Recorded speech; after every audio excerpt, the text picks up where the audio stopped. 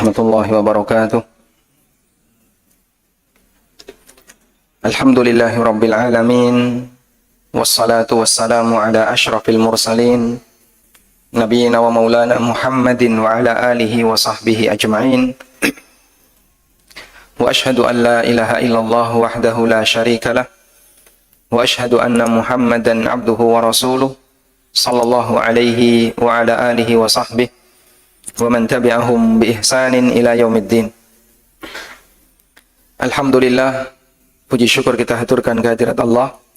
Di pagi hari ini kembali kita melanjutkan kajian rutin, dan insyaallah kita akan membaca poin yang terakhir berkaitan dengan hukukun Nabi sallallahu alaihi wasallam, memberikan hak Nabi sallallahu alaihi wasallam. Seperti yang kita ketahui bahwa setiap muslim punya kewajiban untuk menunaikan hak nabinya sallallahu alaihi wasallam, sebagaimana dia punya kewajiban menunaikan hak yang lainnya. Dan salah satu di antara hak makhluk yang terbesar adalah hak Nabi sallallahu alaihi wasallam, hingga beliau jadikan itu sebagai bagian dari tanda iman, sebagaimana yang disabdakan oleh beliau dalam hadis riwayat Bukhari Muslim, la yu'minu ahadukum hatta akuna ahabba ilaihi min waladihi wa walidihi wan nasi ajma'in. Seseorang tidak akan beriman sampai aku menjadi orang yang paling dia cintai dibandingkan orang tuanya, anaknya, dan seluruh umat manusia, bahkan dibandingkan dirinya sendiri. Karena itu bukti iman kita kepada Rasulullah sallallahu alaihi wasallam, kita mencintai beliau melebihi dari seluruh umat manusia, termasuk diri kita sendiri.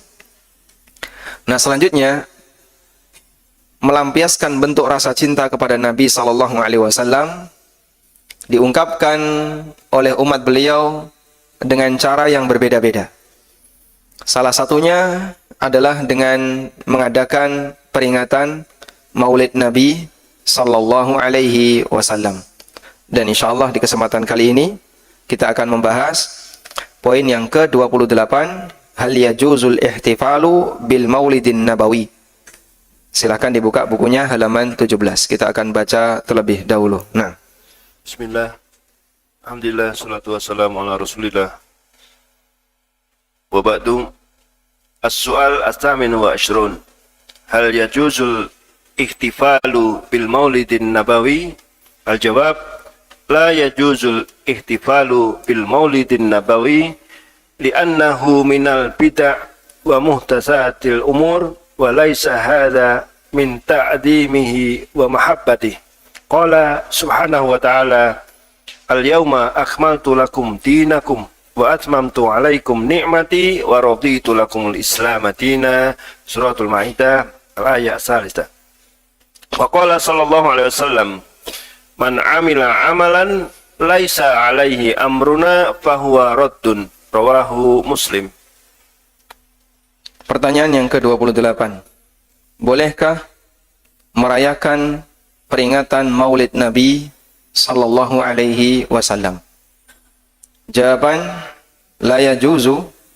Penulis menyebutkan tidak boleh al-ihtifalu bil maulidin Nabi, merayakan peringatan kelahiran Nabi sallallahu alaihi wasallam, li'annahu minal bid'ah wa muhdatsatil umur, karena ini termasuk bid'ah dan perkara yang baru, wa laysa hadza min ta'dhimihi, dan ini bukan termasuk bentuk mengagungkan beliau, wa mahabbatihi, bukan termasuk bentuk memuliakan beliau dan mencintai beliau sallallahu alaihi wasallam.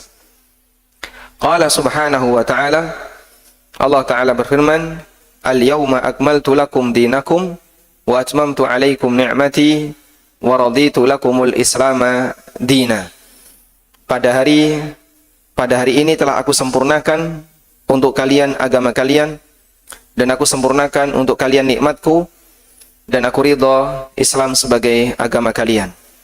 Wa qala sallallahu alaihi wasallam, dan Nabi sallallahu alaihi wasallam bersabda, man amila amalan laisa alaihi amruna fahuwa rad. Barang siapa yang melakukan satu amal yang tidak ada ajaran dari kami, fahuwa raddun, maka amar itu tertolak. Rawahu Muslim, hadis riwayat Muslim. Intaha ma qalahul musannif, demikian yang disampaikan oleh penulis. Baik. Kita akan berikan beberapa muqaddimah terlebih dahulu berkaitan dengan titik terang mengenai Maulid Nabi sallallahu alaihi wasallam.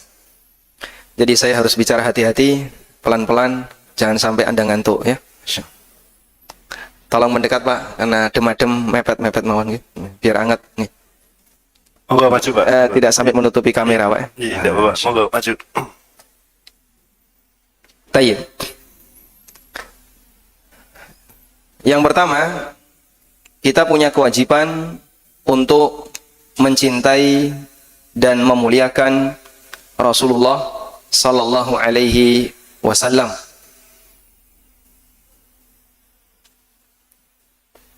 Dan itu merupakan hak beliau yang menjadi kewajiban umatnya. Dalilnya cukup banyak. Salah satunya yang tadi kita sebutkan, hadis riwayat Bukhari Muslim, Nabi SAW mengkaitkan kecintaan kepada beliau sebagai bagian dari apa? Iman. La yu'minu ahadukum hatta akuna ahabba ilaihi min walidihi wa waladihi wan nasi ajma'in. Kalian tidak akan beriman sampai aku menjadi orang yang paling dia cintai dibandingkan dirinya, dibandingkan orang tuanya, anaknya, dan seluruh umat manusia termasuk dirinya sendiri. Yang kedua, perwujudan rasa cinta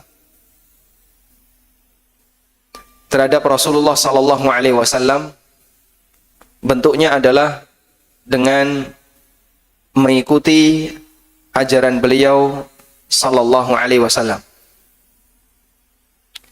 Dan itu sebagaimana yang Allah tegaskan dalam Al-Quran, dalam ayat yang disebut oleh para ulama dengan ayatul mihnah.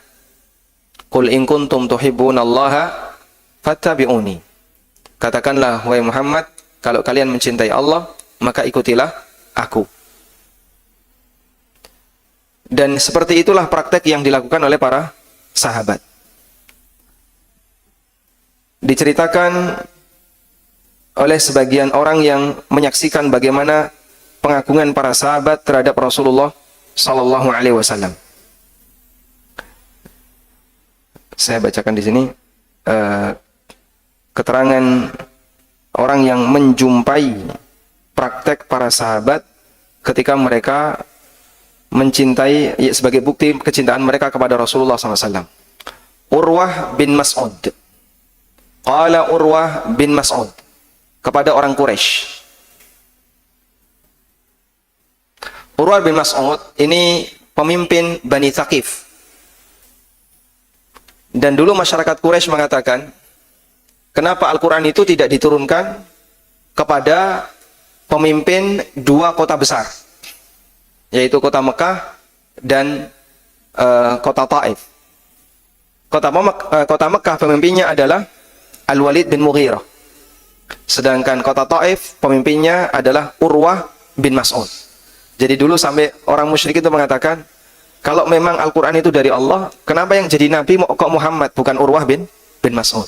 Kurang lebih seperti itulah Bapak Ibu bisa melihat posisi Urwah bin Mas'ud. Sampai orang musyrik mengusulkan yang cocok jadi nabi itu Urwah bin Mas'ud. Qala Urwah bin Mas'ud li Quraisy. Urwah bin Mas'ud pernah mengatakan kepada masyarakat Quraisy, wallahi laqad wafattu 'ala al-muluk wa wafattu 'ala Qaisar wa Kisra wa Najashi. Aku pernah menjadi tamunya berbagai raja. Pernah menjadi tamunya Kaisar Romawi, Kisra raja Persia, dan Najashi raja di Ethiopia.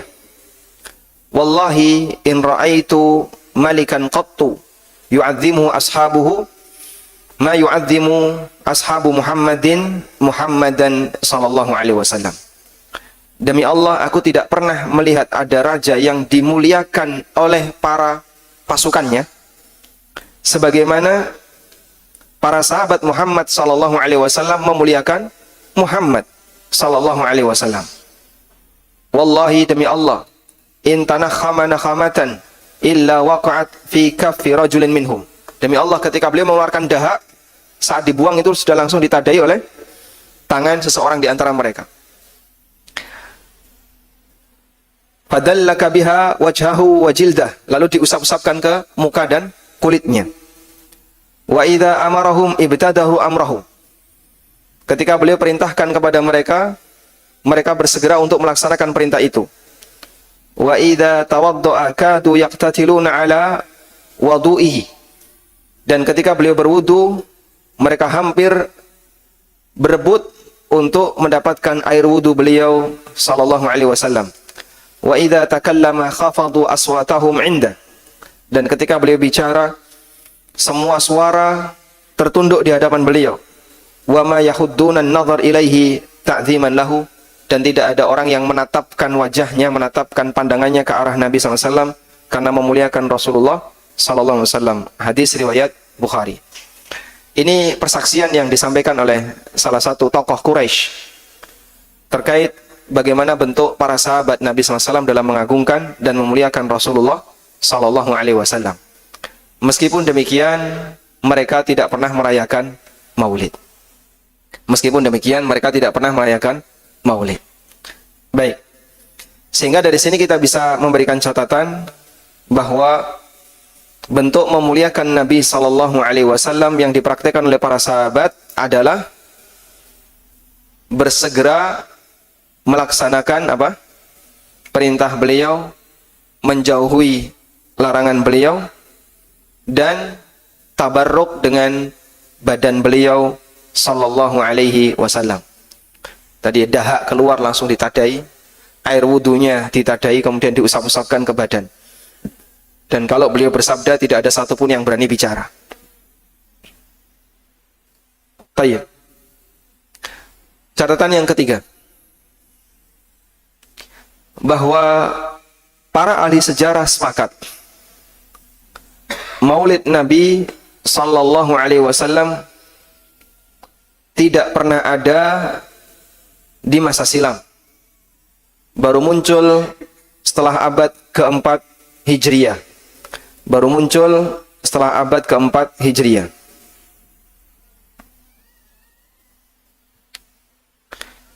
Al-Hafidh Ibn Katsir dalam Al-Bidayah wan Nihayah menyebutkan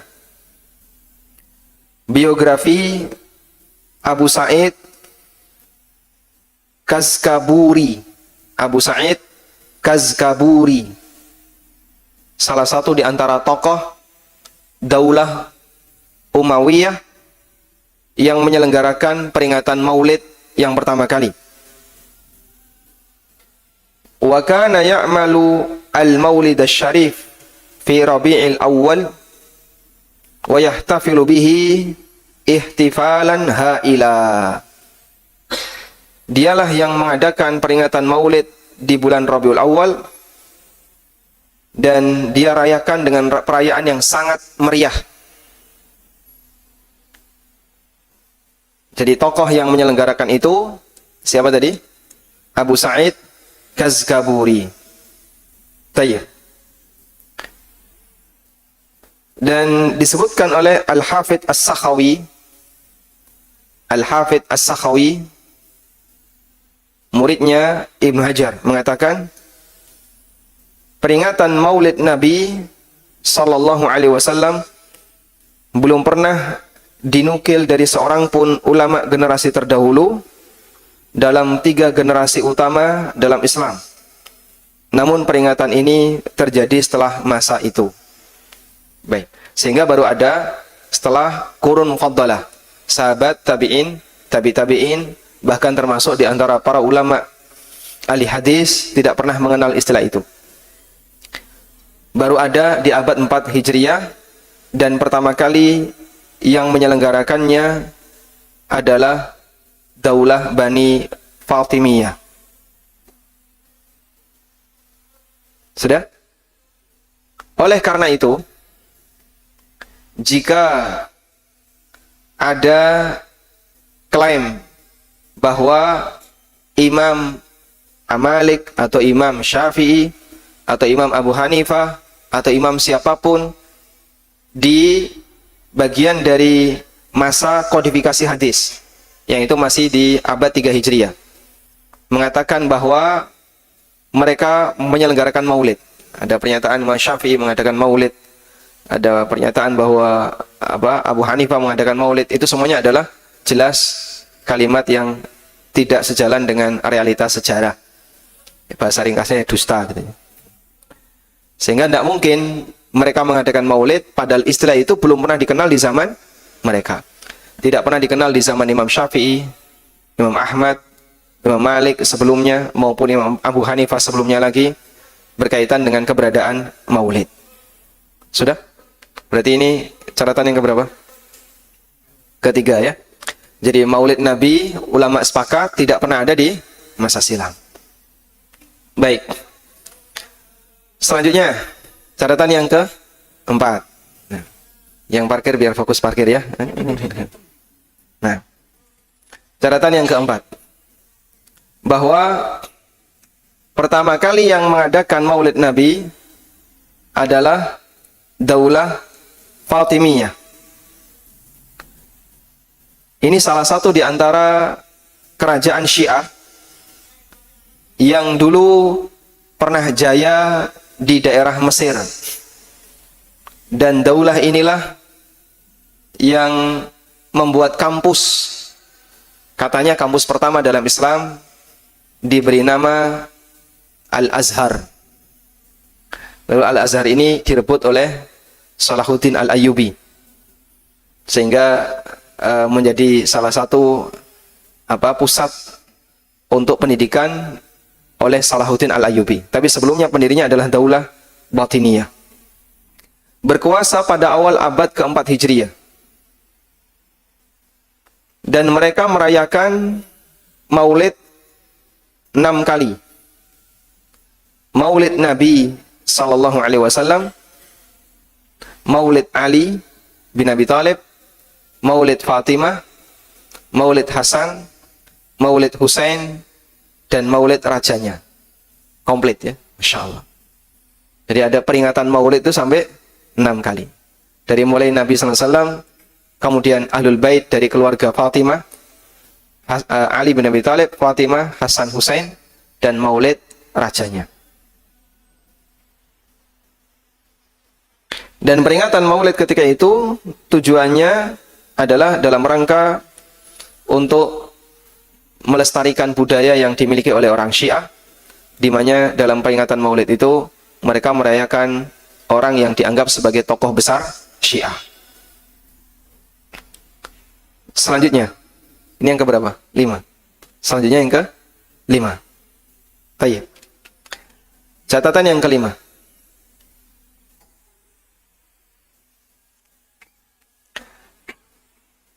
Kita mengakui bahwa dalam peringatan maulid ada sebagian ulama Islam yang mereka mengizinkan. Meskipun banyak di antara ulama kaum muslimin yang menolak peringatan semacam ini. Namun menurut ulama yang mengizinkan maulid, sama sekali mereka tidak mengajarkan bentuk kultus dan keyakinan khurafat sepanjang maulid. Ulama yang mengizinkan maulid sama sekali tidak mengajarkan bentuk kultus dan bentuk khurafat di acara maulid. Contoh bentuk kultus, memuji Nabi SAW berlebihan, atau apa lagi? Mengagungkan Rasulullah SAW berlebihan. Contoh bentuk khurafat, meyakini ruh Nabi SAW datang, lalu masyarakat diminta untuk berdiri menyambut ruh beliau Sallallahu Alaihi Wasallam. Ini semuanya adalah bentuk khurafat terhadap maulid. Sehingga kalau kita menjumpai di beberapa ulama madhab, ada yang mengatakan bahwasanya peringatan maulid itu satu hal yang baik. Kita pahami yang dimaksud di situ adalah mengenang kelahiran Rasulullah SAW sebagai bentuk rasa syukur kepada Allah atas kelahiran beliau. Namun sepeser pun mereka tidak mengizinkan untuk praktek kultus kepada Nabi SAW maupun apa tadi? Adanya praktek khurafat dalam acara maulid, seperti meyakini ruh Nabi SAW datang, atau ada awan yang turun, atau aneka khurafat yang lainnya, ada sekian ribu malaikat yang turun, yang itu semuanya adalah perkara gaib yang tidak mungkin ada manusia yang tahu. Adakah manusia yang bisa mengetahui ruh? Ruh itu bisa dilihat nggak? Tidak. Allah Subhanahu wa taala berfirman, "Yas'alunaka 'anir ruh, qulir ruhu min amri rabbi, wa ma utitu minal ilmi illa qalila." Mereka bertanya kepadamu tentang ruh, katakan ruh itu urusan Allah. Kamu nggak usah mikir ruh itu urusan Allah. Wa ma utitu minal ilmi illa qalila, dan tidaklah kalian diberi ilmu tentang ruh kecuali sedikit. Yaitu ilmu tentang ruh yang bisa kita baca dalam Al-Quran maupun hadis Nabi SAW. Misalnya kita meyakini dalam jasad kita ada ruh, kita meyakini ruh itu dicabut ketika orang itu mati, kita meyakini bahwa ruh itu ketika tidur dia ditahan oleh Allah atau diangkat oleh Allah lalu dikembalikan lagi, dan itulah pengetahuan yang diberikan oleh Allah tentang ruh, namun hanya sedikit. Kalau sampai melihat ruh, manusia tidak melihat ruh. Jangankan ruh Nabi SAW, ruh sesama mereka aja mereka nggak lihat. Bolak-balik ada orang mati, Bapak lihat ruhnya, lihat saya, ruhnya di mana? Itu keloyongan, ruhnya. Dan itu semuanya adalah pasti dusta. Karena manusia tidak bisa melihat ruh. Sehingga ruh ada di alam gaib dan manusia tidak bisa mengindra ruh. Maka tidak ada istilah orang melihat ruhnya sendiri, itu tidak ada. Pernah lihat ruh Bapak sendiri, Pak? Hah? Belum pernah. Rupanya kayak apa? Nggak tahu, Pak. Baik. Makanya kalau sampai ada orang yang mengatakan bahwa dia melihat ruh Nabi SAW, bisa kita pastikan apa? Dusta. Tidak mungkin orang bisa melihat ruh Nabi SAW. Apalagi kadang bergaya seperti dia melihat ke arah satu titik, kan gitu ya. Nah, kemudian para pengikutnya takjub, wah ini imamnya sedang melihat ruh, dihapusi ke gelem. Nah, berikutnya bahwa peringatan Maulid Nabi yang paling tahu kapan persis tanggal kelahiran Rasulullah SAW adalah siapa? Yang paling tahu Nabi Muhammad SAW. Dan yang kemungkinan besar lebih tahu adalah para sahabat. Kendati demikian, mereka tidak pernah menjadikan hari lahirnya beliau sebagai hari yang istimewa untuk peringatan.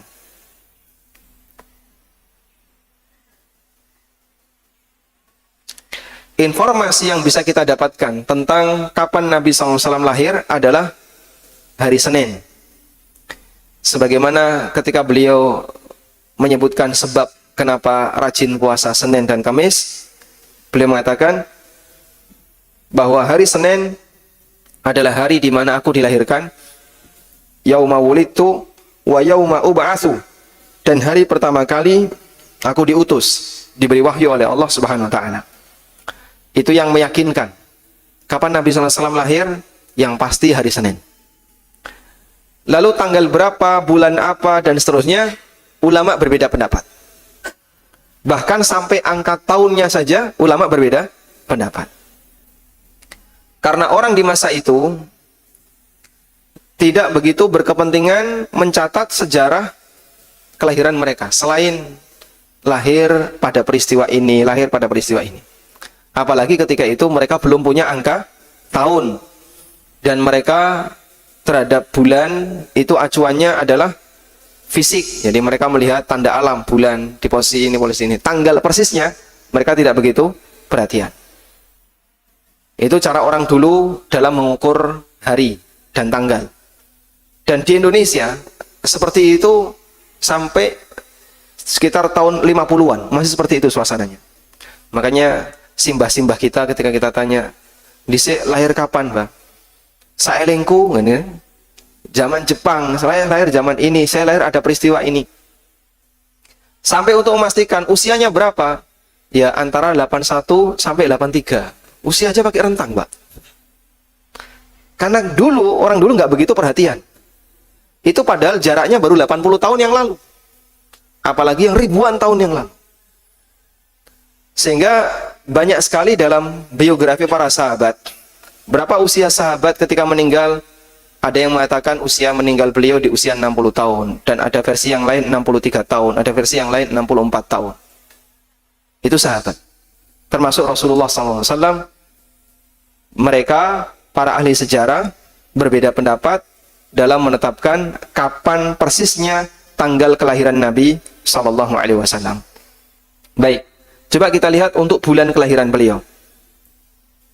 Mengenai bulan kelahiran Nabi SAW, jumhur ulama mengatakan beliau lahir di bulan Rabiul Awal. Ini pendapat jumhur ulama. Bahkan Ibnul Jauzi mengklaim ijma' ulama Nabi SAW lahir di bulan Rabiul Awal. Tapi klaim ini tidak tepat, mengingat ada pendapat lain yang mengatakan bahwa beliau terlahir di selain Rabiul Awal. Ada yang mengatakan beliau dilahirkan di bulan Safar, ada yang mengatakan di Rabiul Akhir, bahkan ada yang berpendapat beliau dilahirkan di bulan Muharram, ada juga yang mengatakan beliau lahir di bulan Ramadan. Jadi bulannya beda-beda. Sudah? Kemudian yang jadi masalah begini, kalau bulannya beda, berarti bulan apa saya harus merayakan maulid? Apakah harus mengikuti Rabiul Awal?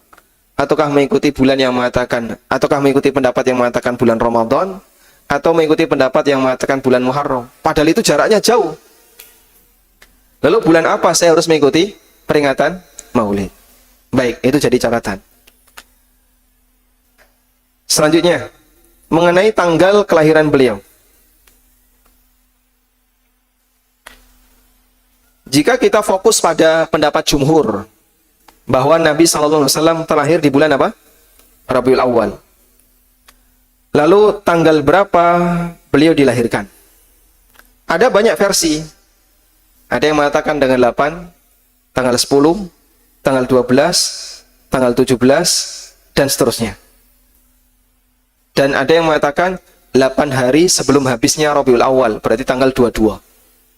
Ada banyak versi. Dan sebagian ahli sejarah merojihkan, menguatkan pendapat yang mengatakan bahwa beliau dilahirkan 40 tahun setelah kekuasaan Kisra Anushirwan. Kisra Anushirwan, dan itu bertepatan pada akhir April, 20 April tahun 571 Hijriah, yang kalau diukur bertepatan dengan 9 Rabiul Awal. Nah, tarjih ini, sisi penguatan ini disebutkan oleh Syekh Al-Mubarakfuri dalam Ar-Rahiqum Makhtum, sirah nabawiyah yang terkenal itu. Baik, dipahami di sini jamaah? Maksudnya gimana ini Pak?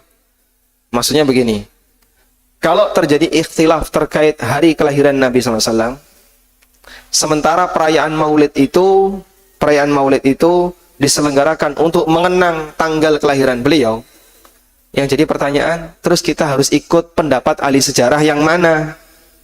Karena ahli sejarah beda pendapat. Apakah ikut pendapat pertama, kedua, atau ketiga? Nanti jadinya ada banyak peringatan maulid. Peringatan maulid versi pendapat A, Rabiul Awal. Peringatan maulid versi pendapat B, Ramadan. Pak, kok ada peringatan apa ini? Maulid Nabi SAW. Ini menurut pendapat siapa? Katanya ada yang mengatakan Ramadan beliau lahir, maka kita rayakan Ramadan. Pak, ini lebih cocok nuzulul Quran, bukan maulid Nabi. Nah, jadinya kan tidak la yastaqim, tidak konsisten. Mau di posisi mana kita harus merayakan maulid? Baik. Sementara untuk tanggal wafatnya beliau sallallahu alaihi wasallam, beliau meninggal pada hari Senin tanggal 12 Rabiul Awal tahun 11 Hijriah. Beliau meninggal di hari Senin tanggal berapa? 12 Rabiul Awal tahun 11 Hijriah. Dan pernyataan ini banyak disampaikan oleh para ahli sejarah karena wafatnya Nabi SAW itu yang mencatat lebih banyak daripada kelahiran beliau. Baik.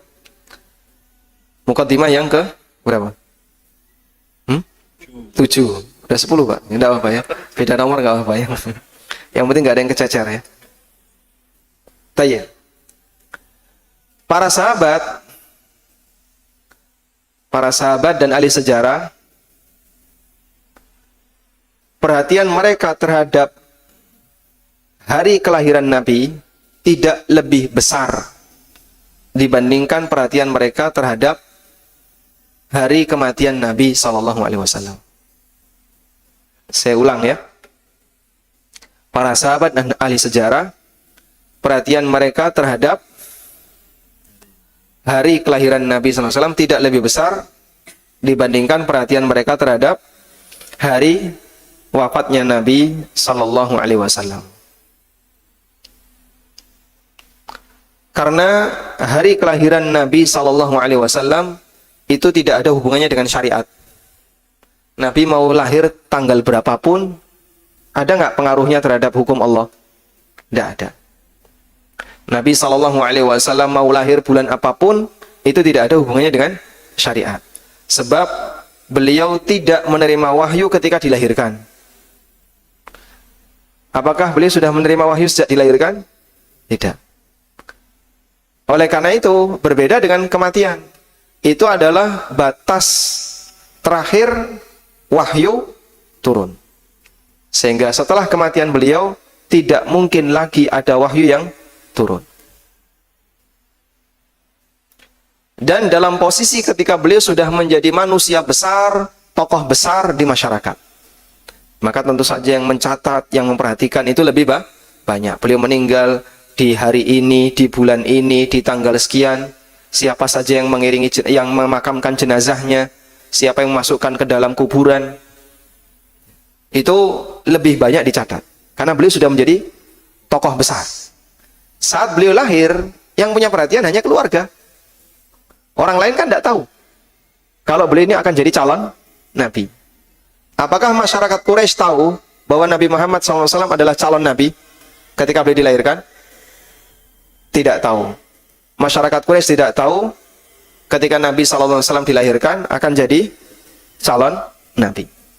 Sehingga pamannya sendiri yaitu Abu Lahab gembira dengan kelahiran Nabi Muhammad SAW bukan karena dia calon Nabi, bukan karena beliau nanti jadi calon Nabi, tapi karena ini adalah cucu atau keponakan dari saudaranya yang sudah meninggal. Sehingga muncul rasa sayang.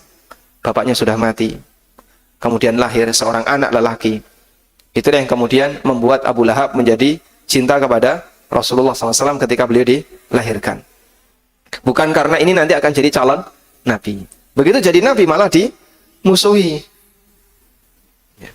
Demikian pula keluarganya yang lain. Apakah kemudian masyarakat Quraisy yang menjadi musuh Rasulullah SAW tahu bahwa nanti ini Muhammad kecil nanti akan jadi Nabi? Tidak tahu. Mereka nggak tahu kalau ini nanti akan jadi calon Nabi. Baik. Berbeda ketika beliau meninggal dunia. Karena beliau sudah jadi tokoh besar, maka perhatian masyarakat kepada beliau jadi lebih besar. Ini adalah kematian seorang Nabi, sehingga harinya, tanggalnya, bulannya itu tercatat.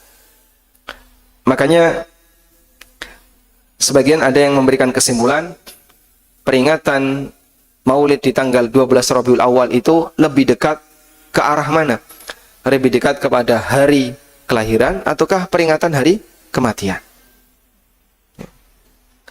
Tanya. Selanjutnya,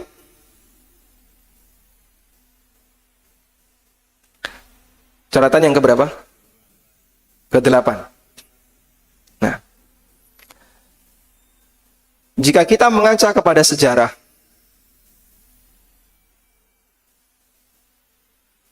praktek peringatan hari kelahiran ternyata lebih dekat kepada hari kematian, itu sudah terjadi pada Nabi Isa alaihissalam. Sehingga diperingatilah tanggal 25 Desember sebagai hari Natal, hari kelahiran Nabi Isa. Sementara Al-Quran menyebutkan bahwa di saat Nabi Isa itu lahir, Maryam diberi oleh Allah makanan berupa apa? Rutab. Dan yang namanya kurma rutab itu tidak mungkin ada di musim dingin. Sementara akhir Desember itu puncak musim dingin di daerah Syam dan sekitarnya. Kurma kalau musim dingin, kembangnya itu belum muncul. Kurma baru mulai muncul kembangnya setelah berlalu musim dingin. Begitu awal musim gugur, semi, kembangnya muncul. Dan nanti panennya ketika di musim panas. Berarti dari peristiwa ini, maka kelahiran Nabi Isa alaihissalam itu lebih dekat terjadi di mana? Di musim panas, bukan di musim dingin. Wallahu a'lam. Ya, meskipun kemudian suasananya penuh diiringi dengan salju, ya, terlahir Nabi Isa alaihissalam dengan suasana salju. Padahal Al-Quran menyebutkan bahwa Maryam diperintahkan oleh Allah, wa huzzi ilaiki bijid'in nakhlati tusaqit 'alaiki rutaban janiyya. Goyangkanlah pokok pohon kurma itu, maka akan berguguran rutab. Akan berguguran rutaban janiyya, kurma-kurma rutab yang layak untuk dimakan. Maka bisa jadi peringatan itu lebih dekat kepada peringatan menurut mereka, ya, kematiannya daripada peringatan kelahirannya. Kemudian dalam prakteknya terkadang ada orang yang mengagungkan seorang nabi secara berlebihan, namun di saat yang sama dia mengubah ajaran nabi. Jadi di satu sisi dia tampil di permukaan sebagai orang yang mengagungkan nabi, di balik itu dia merusak ajaran nabi.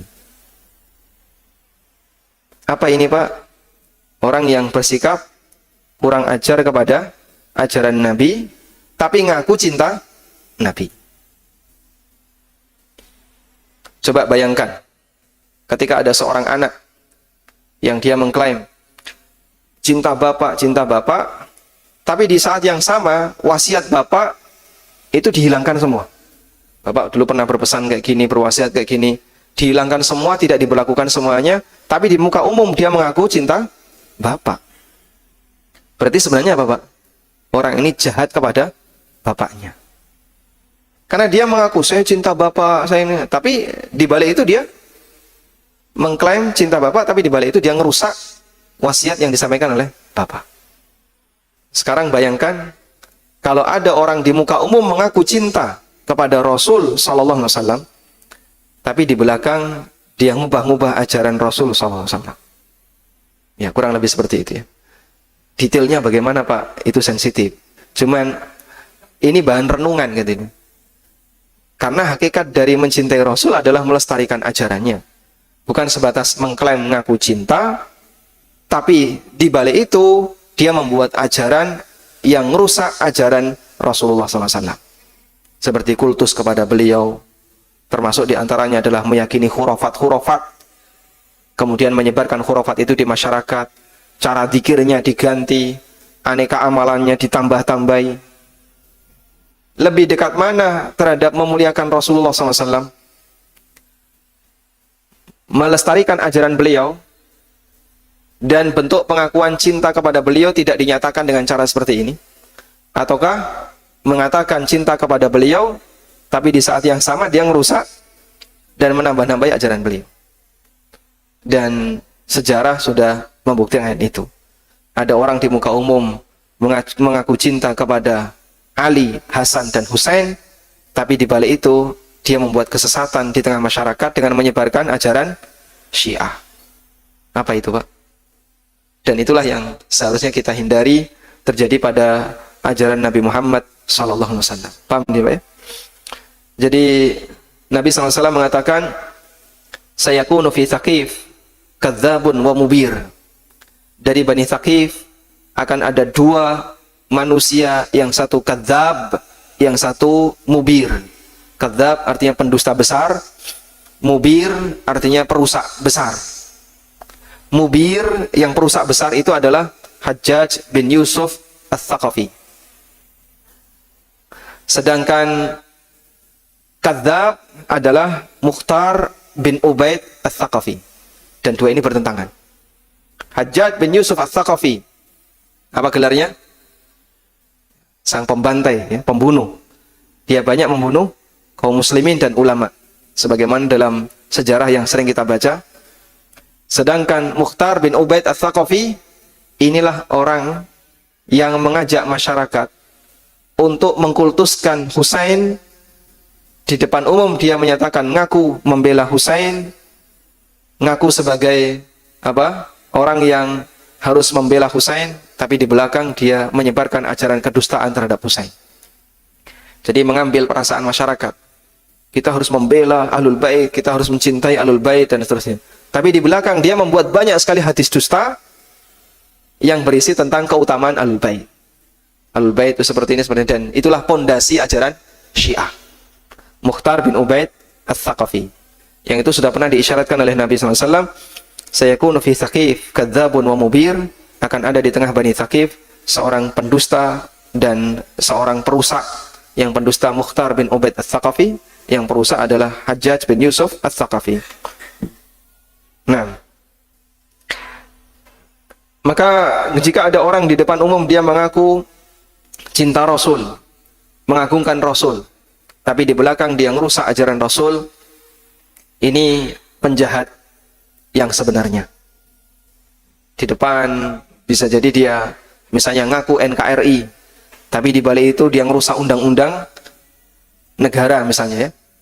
Di depan dia ngaku anti korupsi, di balik itu ternyata dia maling yang sebenarnya. Di depan dia ngaku sebagai pahlawan, ternyata di balik itu dia ngerongrong persatuan, sama. Dan itu adalah penjahat yang sebenarnya. Kita mewaspadai orang semacam ini, dan kita mewaspadai sikap semacam ini. Wallahu ta'ala alam. Kira-kira ada yang sensitif enggak? Aman ya? Jadi yang saya sampaikan hanya bahan renungan. Mari kita renungkan, kan, gitu ya. Menurut Anda itu bagaimana? Saya cinta Rasulullah SAW, Bapak Ibu juga mencintai Rasulullah SAW, Anda mencintai Rasulullah SAW. Sekarang kita sedang membahas apakah maulid Nabi SAW itu bagian dari mencintai Rasulullah SAW ataukah tidak. Kita hanya memberikan poin-poin sebagai renungan. Wallahu ta'ala alam. Wa sallallahu ala nabiyyina Muhammadin wa ala alihi wa sahbihi wa sallam. Jazakallahu khairan Ustaz atas kajian di pagi hari ini. Sebelumnya mohon untuk bisa diedarkan kotak infaknya, sebagaimana pekan yang lalu infak yang kita kumpulkan di Rabu pagi ini akan kita sumbangkan ke saudara-saudara kita yang terkena musibah gempa di Cianjur. Silakan. Kotak infak ada berapa? Banyak. Oh, baik. Kemudian diumumkan kepada jamaah sekalian bahwa Masjid Al-Hidayah Purwosari meliburkan semua kajiannya mulai tanggal 1 sampai dengan 15 Desember 2022. Sekali lagi, kami umumkan bahwa Masjid Al-Hidayah Purwosari meliburkan semua kajiannya bukan sholat ya, kajiannya mulai tanggal 1 sampai dengan 15 Desember dalam rangka untuk mensukseskan hajatan dari Presiden Republik Indonesia Jokowi ya di awal bulan Desember. Khusus untuk kajian Rabu pagi tanggal 7 pekan depan tetap akan diselenggarakan, dan kali ini spesial diselenggarakan di Kebun Dahar sebelah utara UII Jalan Kaliurang. Nanti insya Allah akan kita share lokasinya. Cuma perbedaannya dimulai jam 9 karena perlu persiapan makan ya, disiapkan makan untuk semua jamaah yang hadir berapapun itu. Ingat, untuk Rabu pagi pekan depan kajian diselenggarakan di Kebun Dahar. Kalau nggak salah lokasinya Degolan atau apa itu namanya? Ya, dekat UI. Degolan ya. Utara Degolan. UI ya. Utara UI. Kampus terpadu. Jalan Kalurang kilometer 14. Silakan untuk hadir di sana. Jamnya mundur 1 jam, mulai jam 9 pagi. Karena untuk persiapan macam-macam dan harus menempuh ke utara yang lebih jauh. Nih. Baik, mohon untuk dicatat. Untuk yang tanggal 14 tunggu pengumuman. Ya, barangkali ada jamaah yang mengundang di mana gitu di ya. Nanti bisa kita bahas. Baik, kita ada pertanyaan dari pemirsa NB Channel. Yang pertama, Ustadz, apakah benar ketika Rasulullah SAW dilahirkan terlihat cahaya? Jadi ketika Rasulullah SAW lahir sudah terlihat istimewa dan ibunya tidak merasakan sakit ketika melahirkan. Nah, apakah benar bahwa ketika Nabi Shallallahu Alaihi Wasallam dilahirkan terlihat cahaya dan ibunya tidak merasakan sakit ketika dilahirkan? Ada banyak sekali peristiwa-peristiwa luar biasa ketika Nabi Shallallahu Alaihi Wasallam dilahirkan. Meskipun saya sendiri tidak tahu nilai kebenarannya, tapi itu bagian dari kisah yang ma'ruf yang disebutkan oleh para penulis sirah nabawiyah. Lalu sikap yang tepat bagaimana? Ya, kalaupun itu benar tidak mungkin kita tolak. Dan kalaupun itu tidak benar, kita juga nggak punya bukti apakah betul itu tidak benar. Pada prinsipnya sebatas diceritakan, selama itu tidak memberikan pengaruh terhadap masalah apa? Akidah maupun terhadap hal hukum, tidak masalah. Karena tidak ada pengaruhnya dari sisi hukum maupun akidah. Tapi itu kan sudah menunjukkan luar biasa. Tidak perlu seperti itu. Beliau jadi nabi itu sudah luar biasa. Beliau hadir sebagai nabi itu sudah hal yang luar biasa. Meskipun tidak ada mukaddimahnya. Andai kan begini, Nabi Muhammad SAW dilahirkan biasa-biasa saja. Nggak ada satu yang istimewa. Terus beliau jadi nabi. Apakah kemudian kita tolak beliau jadi nabi gara-gara proses kelahirannya pakai sesar misalnya? Nggak normal. Apakah kita tolak beliau jadi nabi gara-gara lahirannya biasa-biasa saja, tidak ada tanda apapun? Tidak demikian. Maka kita terima beliau jadi nabi bukan disebabkan karena hal besar yang kita lihat, tapi karena kita meyakini bahwa wahyu Allah yang turun kepada beliau adalah sebuah kebenaran dan Al-Quran yang beliau miliki adalah sebuah kebenaran. Makanya coba kita lihat Salman Al-Farisi pada waktu beliau sebelum masuk Islam itu kan membuktikan apakah benar Muhammad itu sebagai nabi. 3 bukti yang dilakukan oleh Salman apa saja, Pak? Beliau tidak makan sedekah. Yang kedua, beliau makan hadiah, mau menerima hadiah. Beliau tidak menerima sedekah. Yang kedua, beliau menerima hadiah. Yang ketiga, ada khatam nubuwah di punggungnya. Pembuktian pertama dan kedua dilakukan oleh Salman. Datang kepada beliau, ya Rasulullah, ini sedekah untuk Anda. Oleh Nabi SAW dikasihkan ke sahabat.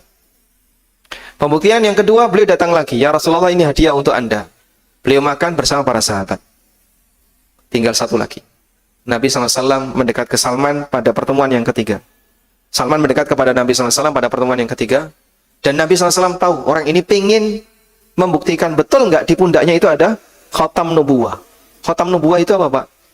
Daging tumbuh. Daging tumbuh seukuran telur puyuh yang ada di punggung Rasulullah SAW.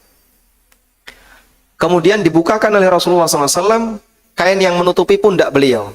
Jadi beliau kan pakai baju seperti orang ikhram. Dibukakan, Salman merangkul beliau, bisa menjumpai dan mendapatkan khatam nubuwah. Lalu Salman masuk Islam. Jadi pembuktiannya tidak melihat cahaya di wajah beliau atau melihat sinar di tangan beliau, tidak. Dulu pembuktian pada nabi-nabi sebelumnya ada yang seperti itu. Seperti Nabi Musa di hadapan Firaun. Saat Musa di hadapan Firaun mengatakan, aku telah menjadi seorang nabi. Firaun mengatakan, kamu ini siapa, bohong. Lalu Musa mengatakan, awalau ji'tuka bi ayatin mubin. Bagaimana kalau aku tunjukkan kepadamu tanda yang jelas? Kemudian tongkatnya berubah jadi ular. Lalu tangan beliau keluar cahaya dan aneka tanda-tanda yang lainnya. Tapi Fir'aun tetap nggak mau beriman. Fir'aun tetap tidak mau beriman. Padahal itu sudah cetok-cetok ya. Jelas sekali tanda itu ditampakkan di hadapan Fir'aun. Oleh karena itu, cara berpikir kita untuk mengimani Nabi itu tidak harus melihat tanda besar. Berupa misalnya, saya membuktikan kebenaran Quran. Waktu saya buka Quran itu keluar cahaya. Itu ning film, Pak. Jadi kan buka mushaf, keluar cahaya nggak, Pak? Hah? Bleduk misalnya. Suwe ora tau dibuka. Pertama kali saya buka mushaf, bleduknya mubal-mubal. Lah, setahun Al-Quran setahun nggak dibuka. Dari Ramadan ke Ramadan berikutnya. Baik. Jadi bukan karena tanda besar yang kita mengimani beliau, tapi karena ini adalah kebenaran yang datang dari Allah Subhanahu wa taala. Nah, Berikutnya Ustaz, apakah termasuk judi mengikuti kuis tebak skor pertandingan sepak bola yang mensyaratkan follow akun sosmed penyelenggara? tebak skor, setelah itu apa? Follow akun, terus bayar nggak? Nggak. Kalau nggak bayar, nggak masalah. Dan menebak untuk perkara yang gaib selama tidak bayar, nggak masalah. Artinya itu tidak termasuk taruhan. Dan yang dimaksud menebak perkara gaib itu bukan untuk meyakini ya, tapi untuk menentukan siapa kira-kira yang nanti akan jadi pemenang. Misalnya seperti kejadian yang dialami oleh Abu Bakar bersama temannya Quraisy. Terjadilah perang antara Romawi dan Persia. Siapa yang nanti menang? Taruhan antara Abu Bakar dengan orang Quraisy. Tapi posisi ini karena masalah ketegangan agama. Abu Bakar setelah mendengarkan firman Allah di surat Ar-Rum, "Ghulibatir Rum wa fi adnal ardi sayaglibun fi bid'i sinin." Rum dikalahkan dan nanti dia akan menang dalam waktu fi bid'i sinin, di beberapa tahun. Bid itu angka antara 3 sampai 9. Dan waktu Abu Bakar pasang taruhan itu 5 tahun. Lalu diminta oleh Nabi SAW tambah 10 tahun, pasti Rum menang. Karena firman Allah fi bid'i sinin, pastinya tahun keberapa wallahu a'lam. Yang jelas tidak lebih dari 10, karena antara 3 sampai 9. Sehingga pasang yang lebih jauh 10 tahun. Abu Bakar menang. Nah, menebak di situ bukan menebak untuk memastikan besok pasti akan terjadi kayak gini. Karena manusia tidak mungkin bisa. Karena itu bagian yang gaib. Maka yang dimaksud menebak di sini adalah untuk menentukan siapa yang menang. Contoh yang lain, kadang Nabi SAW mengatakan, kalau yang datang ini fulan, maka seperti ini. Kalau yang datang fulan, seperti ini. Dan kadang sahabat melakukan seperti itu. Sehingga ini tidak masuk dalam kategori meramal, tapi ini undian dikaitkan dengan perkara yang gaib. Undian tapi digantungkan dengan sesuatu yang gaib. Wallahu a'lam. Yang terakhir Ustaz, istri keguguran di usia kandungan sekitar 10 pekan. Dokter mengatakan bahwa itu termasuk nifas, sehingga istri tidak sholat. Namun beberapa waktu berlalu, membaca sebuah artikel yang menyatakan bahwa sebelum 4 bulan, belum ditiupkan ruh. Bagaimana dengan sholat yang telah tertinggal 10 bulan ya? 10 pekan. 10 pekan? Ya. 2 bulan. 10 pekan ya? 10 pekan itu berapa bulan? 2 bulanan. 2 bulan. Bagaimana sholat yang telah ditinggalkan? Apakah perlu diqadha? Baik. Kalau saya menggunakan pendekatan mazhab Hambali. Jadi dalam mazhab Hambali itu begini ya. Bedakan hukum yang berkaitan dengan status anak dan hukum yang berkaitan dengan status ibu. Kalau hukum yang berkaitan dengan status anak, apakah anak yang keguguran ini terhitung sebagai manusia yang nanti dimandikan, dikafani, disolati sebagaimana manusia utuh? Ini batasannya adalah sudah ada roh atau tidak. Kalau sudah ada roh, dihukumi manusia. Sehingga dia dimandikan, dikafani, disolati, tidak disolati boleh. Boleh disolati, boleh tidak disolati. Karena anak yang meninggal itu boleh disolati dan boleh tidak disolati. Baik. Ini jika meninggalnya kapan? 40 sudah 4 bulan, sudah ditiupkan ruh. Yang kedua, batasan yang berlaku untuk ibu. Pasca keguguran itu darahnya terhitung nifas ataukah terhitung istihadah? Kalau dalam mazhab Hambali, batasannya bukan ruhnya, tapi batasannya adalah apakah sudah berbentuk atau tidak. Kalau dia sudah berbentuk, maka kalau sudah berbentuk manusia, ada kepala, ada tangan, ada kaki, berbentuk manusia, manusia kecil. Jadi keluar seperti boneka kecil, menungso tapi kecil sekali. Maka dia ketika sudah mengeluarkan itu, darah yang keluar dihukumi nifas, meskipun belum berusia 4 bulan, belum berusia 120 hari. Tapi kalau yang keluar nggak berbentuk manusia, ya omong gumpalan, yang nggak jelas, tangan raono, sikil raono, gumpalan kayak daging keluar, maka darah yang keluar tidak dihukumi sebagai nifas. Itu batasan yang diberikan oleh mazhab Hambali. Lalu untuk batas usianya antara 80 sampai 120. Nah, antara 80 hari sampai 120 hari itulah batas kritis. Jika keguguran di usia itu terhitung sebagai nifas ataukah tidak, acuannya adalah lihat bayinya. Kalau bayinya berbentuk manusia, maka nifas. Kalau bayinya tidak berbentuk, janinnya tidak berbentuk, maka tidak terhitung nifas. Paham insyaallah ya? Kalau sebelum 80, pastikan belum nifas. Sehingga kalau di sini 70 minggu, berarti 70 hari. 10 minggu berarti 70 hari. Berarti bisa dipastikan belum nifas. Selanjutnya, sholat yang ditinggalkan bagaimana? Sholat yang ditinggalkan silahkan diqadha sesuai dengan jumlah sholat yang ditinggalkan. Waktu qadhanya setelah mendengarkan jawaban ini. Jadi begitu Anda dapat, langsung bersuci. Berapa kali sholat yang ditinggalkan? Subuh, duhur, asar, berapa hari? 5 hari. Ya sudah, terus itu dikerjakan ya, sampai selesai. Karena qadha itu dilaksanakan tepat di waktu setelah tahu.